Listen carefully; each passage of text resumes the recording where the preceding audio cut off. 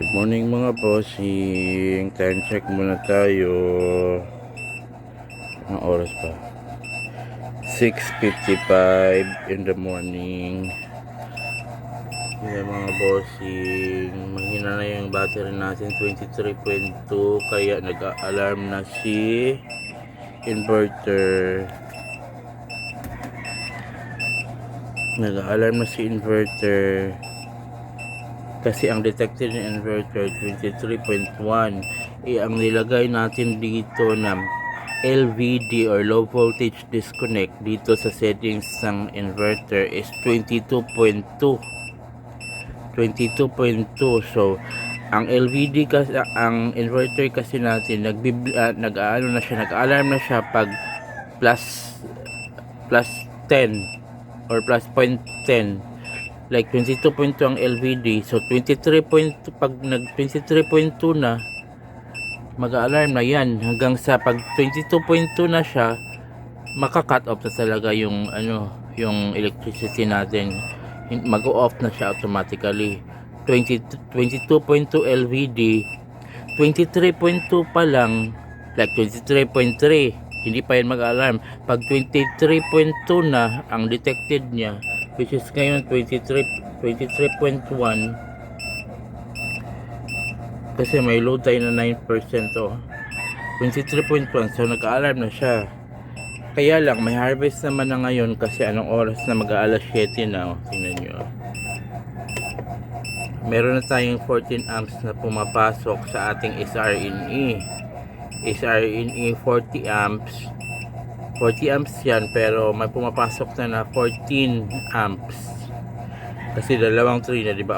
Narinig na medyo umaano na siya. Nawala na yung alarm kasi umaakyat na rin yung voltage ng battery natin kasi may harvest na, umpisa na, mainit na, medyo mainit na.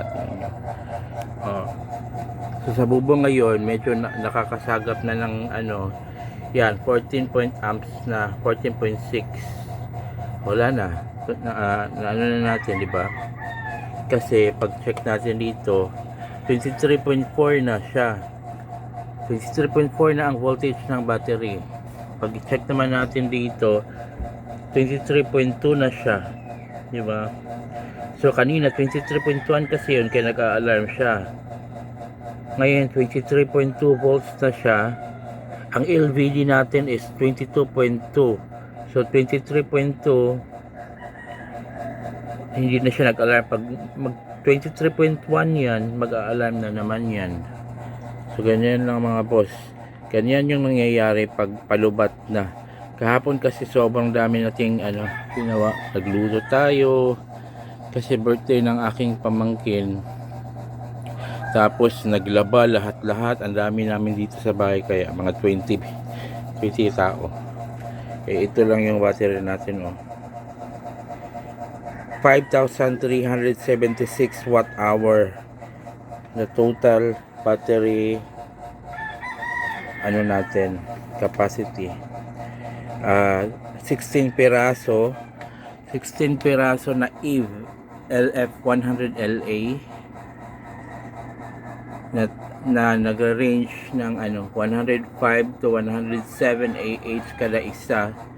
So ang inano ko is 105 na lang, para conservative tayo, 105 AH. So 16 peraso, ginawa nating 8S2P kasi 24 volts yung system natin. 24 volts itong ating inverter na 3 kW toroidal, 1 solar. 24 volts din yung SRNE kasi 40 amps lang yun. Ito 20 din to, 24 volts lang din ang kayang maximum na isa-charge itong LG natin na 600 watts. Tapos ito 200 watts step up, pwede ito hanggang 48 volts, pwede din ito hanggang 48 volts. Kaya lang ang pinagpagana natin ngayon is itong SRNE at 600 watts na LG at saka 200 watts na step up.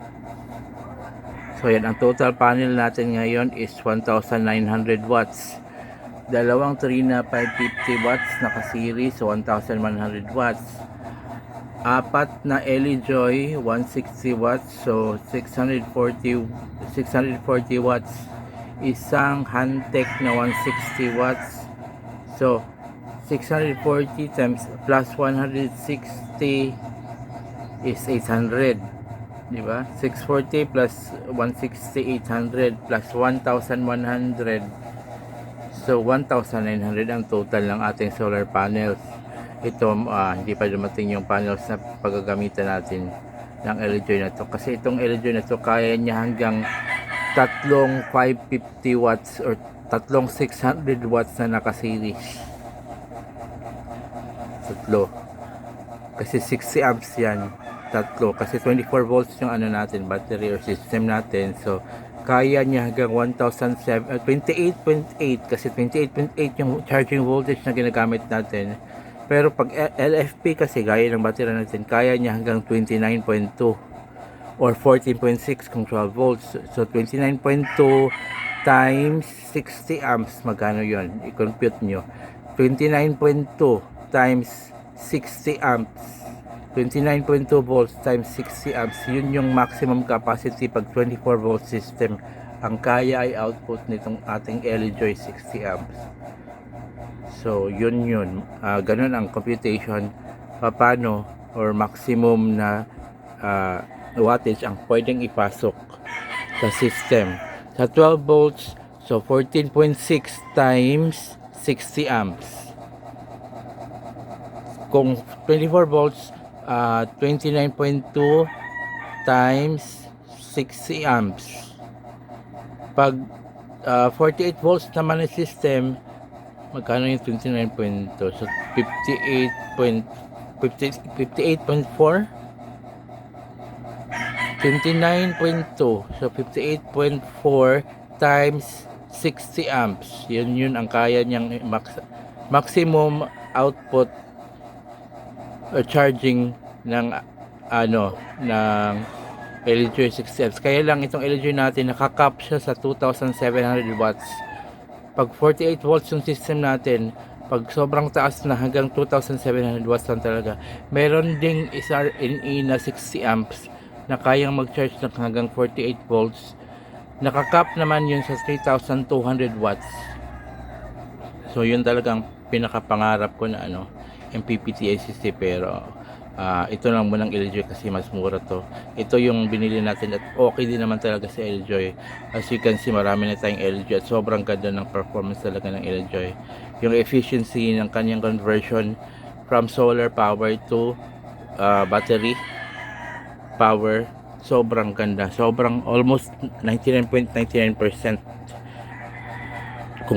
Kung ano yung harvest, yun talaga yung naipapasok niya, na i-convert niya into voltage na pwedeng ipang charge sa ating mga battery. So yan mga boss, pinakita ko lang sa inyo ang sitwasyon natin ngayon. Kanina nakita natin na nagbi-blink na talaga siya kasi paubos na, pero ngayon kasi paakyat na yung araw, malakas na. Ang VOC is 76.1 na sa SRNE natin na dalawang train na 550 watts. Yan, nasa 15.4 na yung current na pumapasok. Ang oras ngayon is 7:04 ng umaga.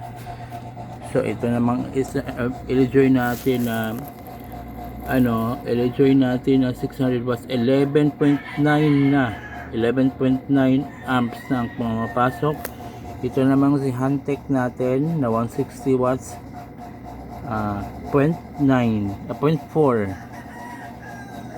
kasi itong ganitong oras natatakpan pa to ng nung lilim ng puno itong si Hantec, kaya ito ang nakakapag max out, nakakapag na siya, kasi ang max out talaga na napansin ko dito is 21 amps sa 640 watts na panel. Ito ang max out na nakita ko dito, 5.7 amps. Ito ang max out na nakita natin dito is, or naabutan talaga natin is 40 amps. So yan lang mga bossing, hanggang sa muli, God bless. So naka-off ang ating fan. So since nag-harvest na, umiinit na, i-on na natin siya. Diba napansin nyo mahina yung narinig yun na ingay sa kabilang kwarto, yun yung maingay nila na ceiling fan. Pero ito sobrang talaga, mahina ang, wala kang marinig na turok. So God bless mga bossing, ingat palagi. Yan lang, lagay ko sa baba kung saan ko to nabili lahat. God bless, ingat.